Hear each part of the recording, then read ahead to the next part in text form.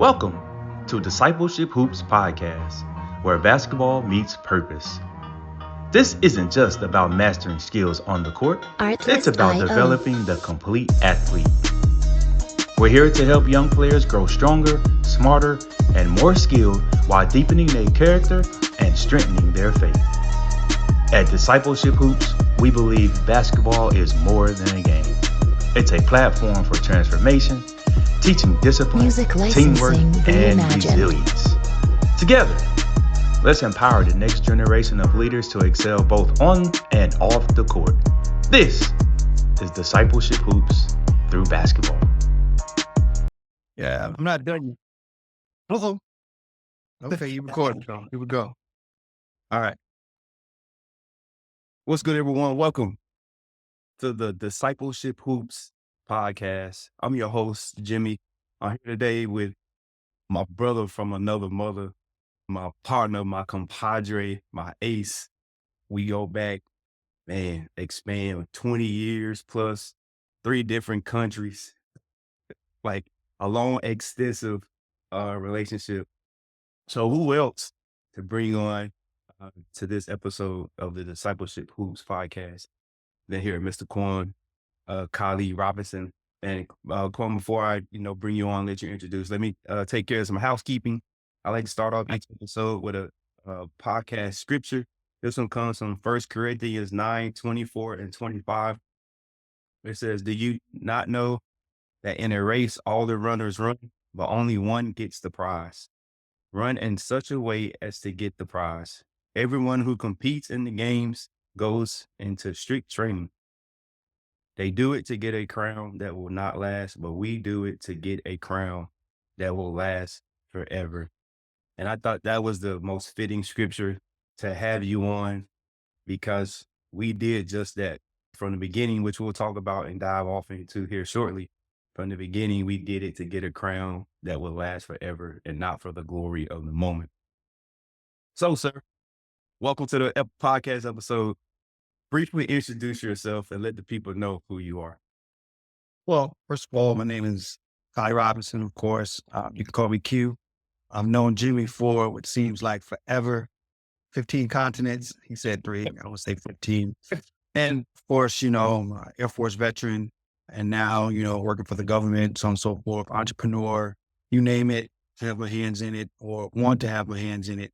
And now I'm here talking to Jimmy about the discipleship. That's right. The discipleship. So next story, right? So today is Discipleship Hoops. Quan and I have been revitalizing this thing for a real long time. And the backstory, and I'm going to just say 2 words, I'm going to let you go. Foster Fieldhouse. I guess that's 3 words, but what do you remember about that time? About the beginning? I think, not so much the Foster Fieldhouse, but I do remember Camp Lester, where it all started at, at the little gym there at the middle school. Right. Floor, man, dusty, dirty floor. But more than anything, man, I just remember the trust that those 7 young men had in us, and not only them, I just remember the trust that their parents put into us. In fact, a real cool story, man, about that and the trust that their parents put into us. I don't want to get into names or anything, but one of the parents of the kids that came to our camp, he worked for the adjutant or the general, I think they're the main general on the island. Right. And that was all on Camp Foster, right down the street from the field house. And I remember, man, being an Air Force cat, man, I think that time I was E6 and I had to walk around, man, and shop this piece of paperwork so we can get the lights turned on. Remember that? Yep. Anyway, I end up in the general's office, man, and lo and behold, one of the kids' parents is the exec for the general. We see each other, man, we start laughing and stuff, man, and I tell him the story, and he's like, "What?" I said, "Yeah, man, I've been walking the paperwork around for like a month. I'm trying to get in to see the general, man. I've been waiting." He says, "Man, why you didn't tell me?" I said, "Man, I didn't know." Right. So anyways, Yep. I hand him the paperwork. The general walks out of the office. He looks at me and he says, "Is this what you're going to do?" I say, "Yes, sir." and he walks back in his office and he calls the kid's dad back in. They sign the paperwork, man. Everybody else that was on that piece of paperwork that needed to sign or whatever, man. Right. Scribbled all their names out. Yep. And then they wrote a circle, a line down to his name and then underlined it like 4 or 5 times and was like, okay, you good to go. I was like, that's it? He's like, that's it. When I went and turned the paperwork in, man, they was like, okay, good to go. So I tell that story to say that whatever it was that we were getting ready to do, it was one of those things that you take the holy path, or it was divine intervention, or it was just one of those things that it was just good from the beginning. Right. Right. Even though, we didn't advertise, we didn't have none of the paperwork. Yep. In fact, we saw those kids. It was just like, hey, we're getting ready to start a camp. You guys want to go? And they were like, yeah, when is it? Right. We'll be there. Yep. And that was it. Right. So that for me, I think that put me on a different path as far as Jimmy was saying, trusting the process. Right. And just to give a little bit more background. So this was in Okinawa, Japan. And in 2003-ish, 2004, somewhere around there. 4, 5. Yeah. 3, 4, 5. Yeah. Somewhere around there. Yeah. We didn't know each other before that. We met kind of like playing hooping. Yeah. We met hooping at, we was on the Air Force base. All right, just to give people that don't know the story. We was at an Air Force base, Kadena Air Force Base in Okinawa, Japan, and in the gym just hooping. And, my memory is a little fuzzy. That's a long time ago. A lot of things that happened. So correct me where I'm wrong. You had no word on that for over 20 years. So this shouldn't be any different. Correct me when I'm wrong. But we're just 2 dudes just hooping. He was in the Air Force and his wife was there in the Air Force. I was there with my wife at the time, who was also in the Air Force. And we was just hooping, just trying to figure out 2 brothers from by way of Mississippi in Tactile. and find ourselves in the Okinawa, Japan, fresh off the boat, so to speak, just trying to really just figure things out in our own head, in our own life, and just knew that it was a gap, right? Knew that there was a gap that needed to be filled there. And we both had a love for basketball.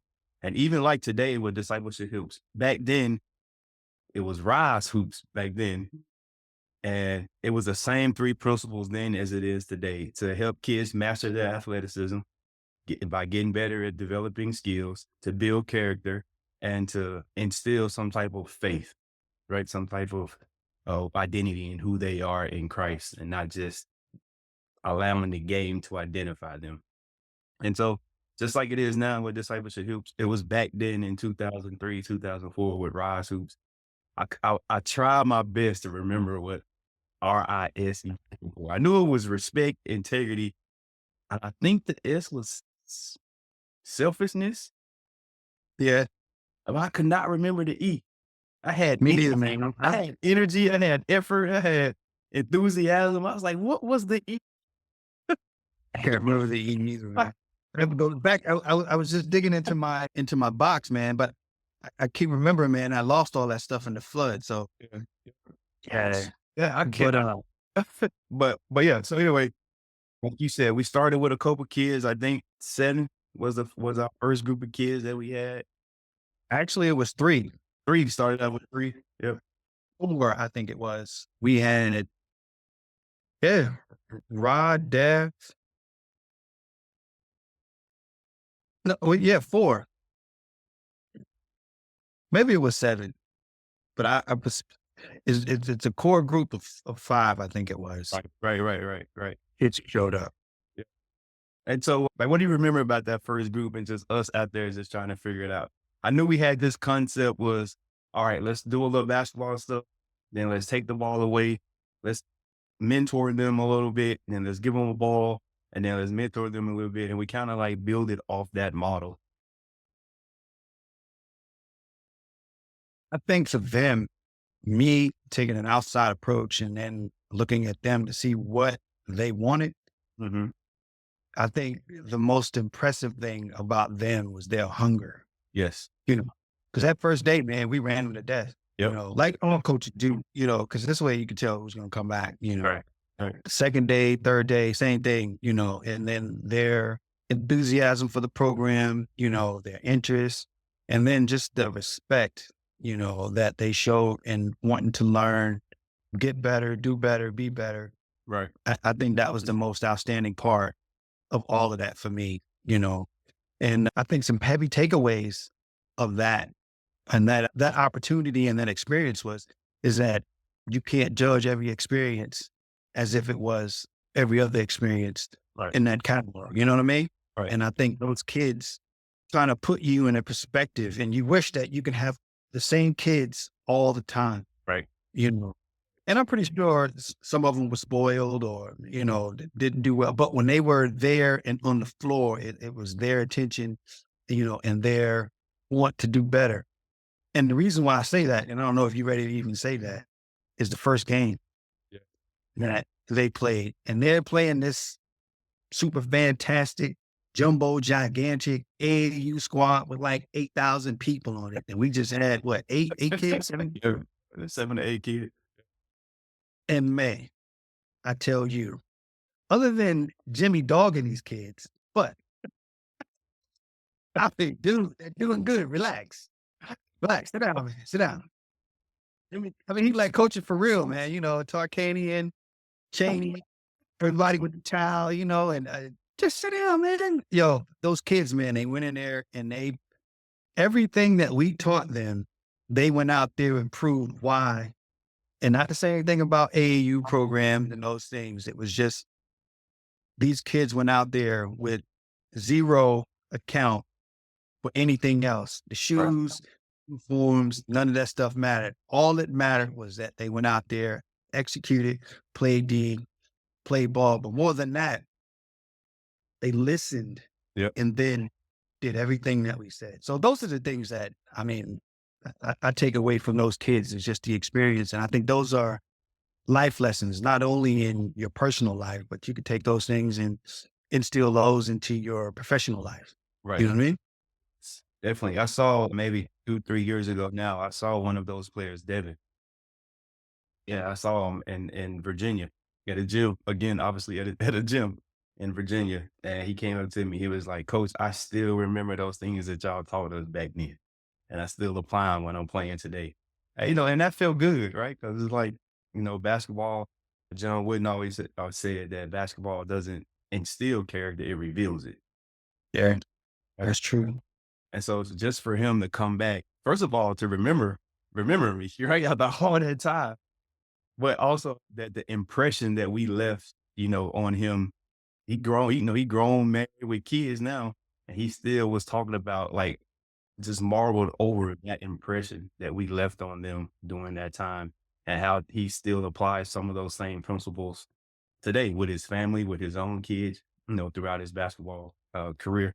So that felt good. It felt good. Like, okay, we were a difference, right? During that time in that community. So you brought up AAU. And so you've been around a lot of basketball. You've had your ear and heart to the street of a lot of basketball. What do you think that gap is now between the state of basketball today and the aspirations of young players trying to make it, to the NBA or get their next big NIL deal? I'm going to go for the latter, man. And my thing is that I think take away the money, take away the fame, take away whatever the sport is going to give you. And I say give very heavily because you have to understand what you're taking away. But what do you want is my question to anybody. And that's in anything that you do. So I think with these kids, and them building their own vehicle and all of that stuff, the NIL and all of that stuff, I think my job as a coach is not to get you to the most money. And I say this, and every good coach I see is the same thing I hear. Those qualities are the same things that I hear. My job is to get you to a place where you can still be successful in life. So even if we're talking about you getting to the NBA and you're getting all this NIL money, how long does that last? Right. And we all know that's just a split second, right? Right. You talk about your time in football, you talk about your time in soccer, baseball, yada, yada, yada. Right. It is only but a second.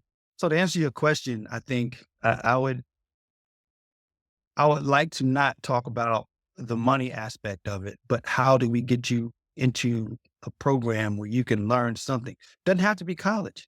Right. In my opinion, it could be a vocational school. Like in these days, you know, AI is taking over a lot of, those jobs that we go and, Right. spend a whole bunch of time in. But can we get you into something that'll make you successful? Right. The basketball, to make you what you want or where you see yourself. You know what I mean? So Yeah, that's good stuff. Is like again, focus on your why, right, and not the money.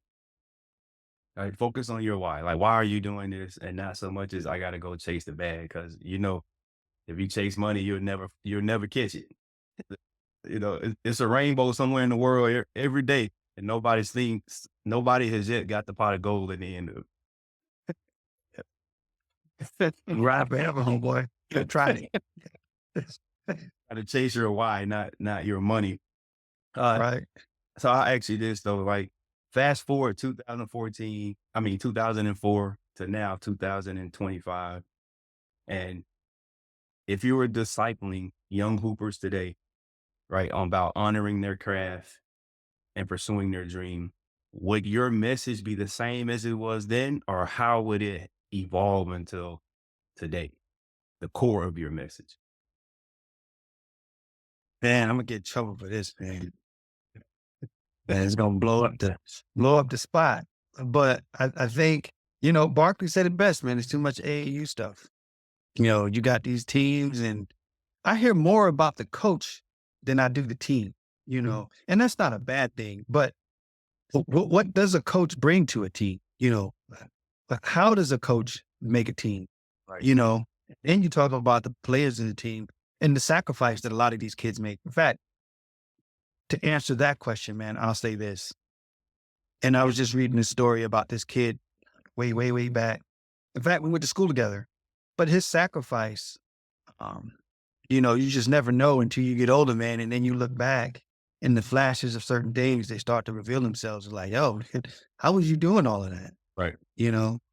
And we're talking about a kid from a broken home who's now the head of a bank, but he only plays sports to get out of the house. Right. So he didn't have to go home, Right. and then when the sports is over, he stayed out till it was time to go to sleep. So sometimes he barely ate, yada, yada, yada, so on and so forth.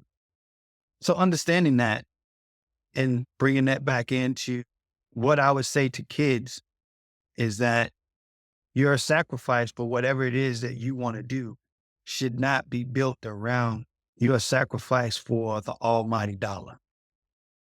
Yeah. I think when you sacrifice all of those things and it's built around the almighty dollar, I think in the end, it just won't be worth it. Yeah.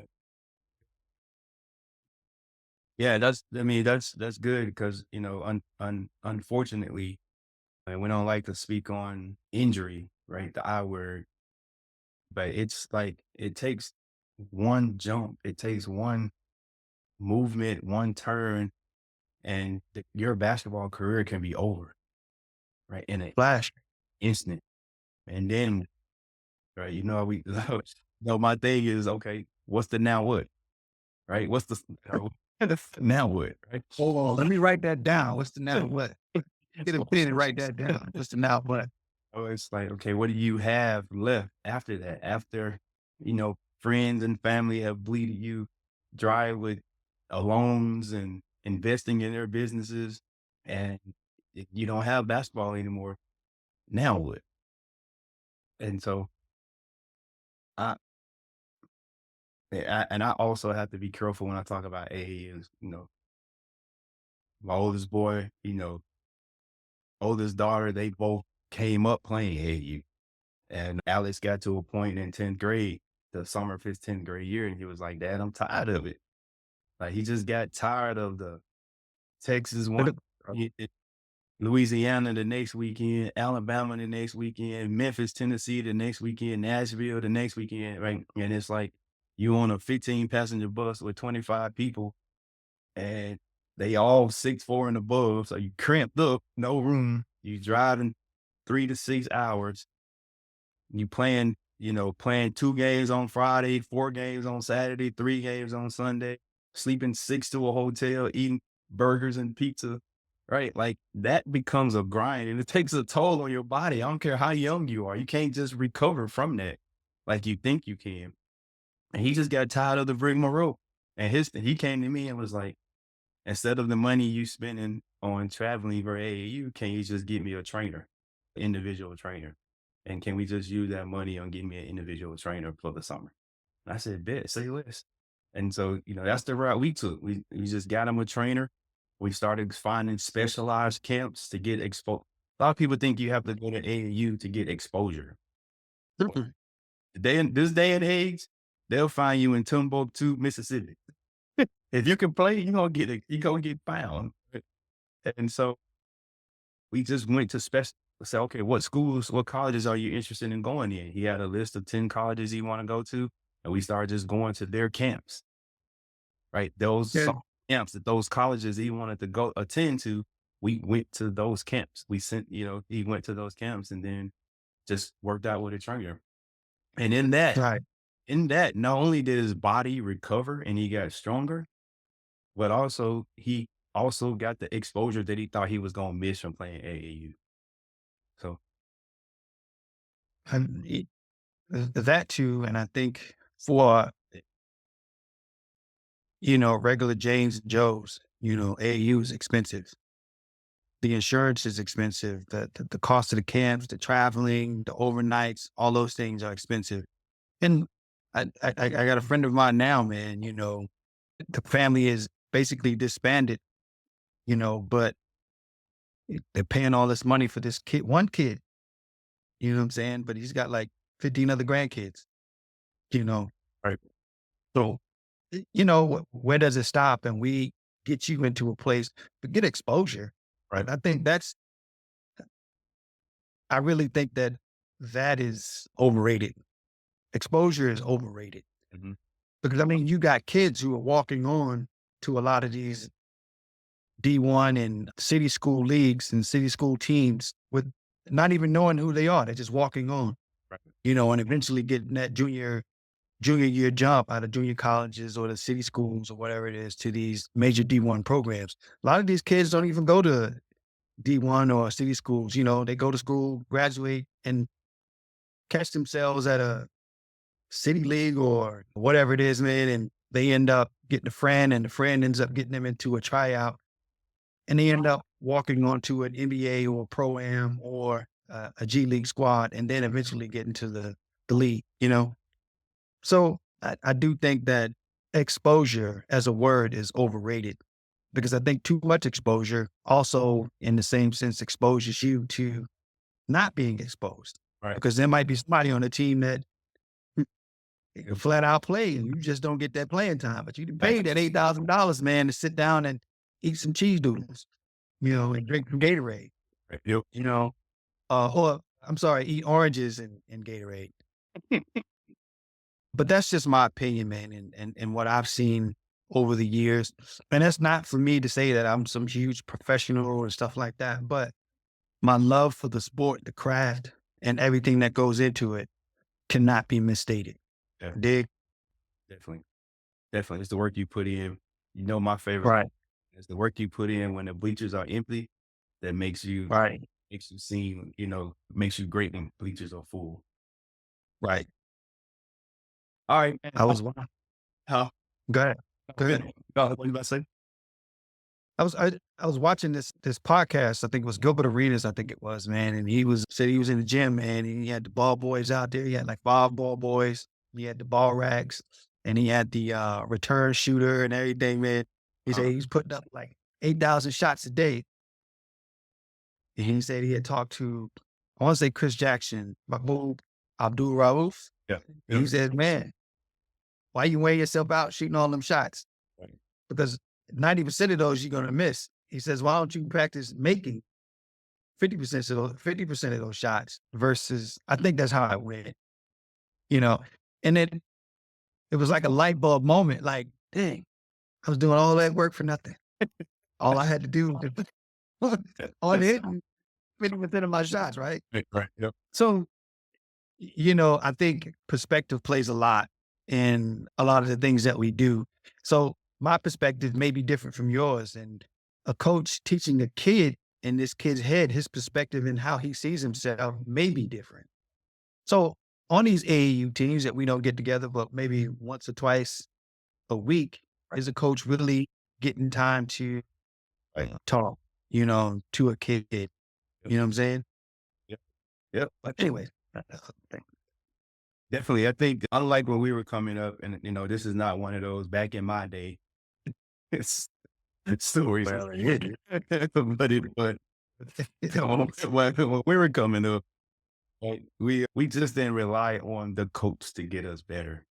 If we wanted to be great at something, we on our own accord, right? We were outside after school doing stuff or playing at the park, or like we just didn't go to a practice with nowadays is 17 to 25 other kids in a hour 37-minute practice and think like, okay, I'm better now. I got better because I showed up at practice. When out of that hour and 37 minutes, you probably actually got 17 minutes of on the court time. Like, of really truly skill work on the court time. And then it's in the group. So if the coach is so focused on getting to the next game, and I speak as a coach and as a skills trainer, we spend so much time for getting prepared for the next game. We don't have time to say, hey, tuck your elbow in on your jump shot. Hey, get lower on your crossover. Right? It's like if you don't have it by now, I don't got time to coach you up on it. I got to focus on getting to the next thing because the next thing is the next thing. And so those type of kids that really have aspirations to be great, if you're not taking time out on your own at home, hiring an individual skills trainer and doing those type of things, then you're going to continue to develop bad habits. And because you own the team, you're going to think you feel a sense of accomplishment. Well, on this team. And get play time. Right. But are you truly getting better at your craft? Because people see Steph Curry is the best and worst thing that happened to the game of basketball, right? Because people think that Steph woke up at 22 years old and was like, you know what? I'm going to just start shooting 3-pointers today and be the best at it. And that not understanding that when he was 5, he was shooting 200, 500, 600 shots, making 500, 600 shots a day. When he was 5 years old, he was shooting that shot, right? When he was 13 years old, he was up to 1,000 shots, 2,000 shots. Like he's been stacking successes all his life. So now when you see him, it's a result of when he was 5 years old and he first started shooting from the hip like Pistol Pete. That's right. But kids these days, I ain't gonna say all kids, some kids think these days, you see it. Kids walk into the gym, they do one or two things. Either they catch the first shot as a 3-pointer or they running and trying to dunk the basketball. That's what they go to. There's no form shooting. There's no, let me start at the free throw line. Let me work on the miking moves. There's none of that. And then don't let them make their first three with their backpack and their slides on. Over with after that. You're not going to get nothing out of this. Lobster. So true. It's those type of, I think, and then they get their heart broken when they become a junior in high school and a senior in high school and the coach don't play them. But then they trying to figure out, well, why? U14, U11 AAU team, I was on the team and I was playing. Yeah, I know I was playing when we was up 20, but I was still playing, coach. So how come I'm not playing now in my high school team? And it's because they still don't know how to do a proper crossover. Right? They still shooting the ball with their elbow tucked out like that. So it's just those type of things that I think a lot of kids miss out on trying to compare themselves to someone else. I know we got a little short time here, but real quick, man, shout out to Coach Mike Ellis. And I think Coach Ellis, man, this is my high school football coach. Coach Ellis was a football coach, period, point blank. Football all day, that's it. But he also coached basketball. And, in Dodds, Department of Defense, a lot of these teachers are dual-hatted as coaches. Right. But the thing about Coach Ellis that I didn't know back then is that Coach Ellis he was an architect, an engineer. He was a builder. So his wife got the job to come over there. And somehow or another, he ended up being a coach like all of us. And he eventually got into the school to be one of the special teachers, like health and different things like that. The one thing that I really, really loved about Coach Ellis, and this kind of goes to what you're saying about the kids and all of those things and not having all of the tools, because back then we didn't have no special coach to put to the side and, hey, tuck that elbow, man, or hey, you might want to get low on that crossover, because one of the crossovers when we were kids. But anyways, here's rules.